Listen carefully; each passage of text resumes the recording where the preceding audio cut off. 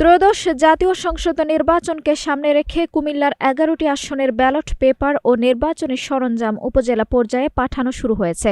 রবিবার দুপুর থেকে জেলা রিটার্নিং কর্মকর্তার কার্যালয় থেকে ১৭টি উপজেলার সহকারী রিটার্নিং কর্মকর্তাদের কাছে এসব ব্যালট পাঠানো হয়।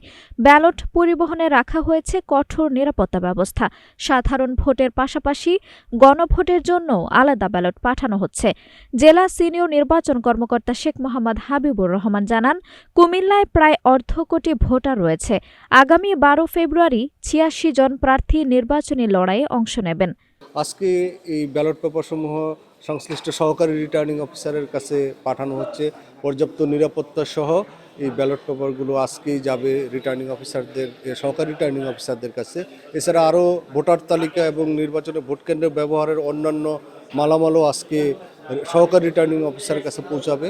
তারা দু একদিন পরে এগুলো ভাগ করে নির্বাচনের আগের দিন অর্থাৎ ১১ তারিখে প্রতিটা ভোট কেন্দ্রেই ব্যালট পেপার সহ অন্যান্য নির্বাচনী মালামাল প্রিজাইডিং অফিসারের মাধ্যমে প্রেরণ করবেন। আপনারা জানেন এই ব্যালট পেপারগুলো কেন্দ্রভিত্তিক ভাগ করে তারপরে ডিস্ট্রিবিউশন করতে হয়।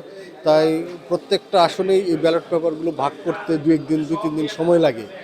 এই ব্যালট পেপারগুলো আজকে সহকারী রিটার্নিং অফিসারদের কাছে যাচ্ছে, তারা এটা কেন্দ্রভিত্তিক ভাগ করবে এবং এই বিষয়ে আমাদের সকলেই নজর আছে যাতে একেবারে পর্যাপ্ত নিরাপত্তা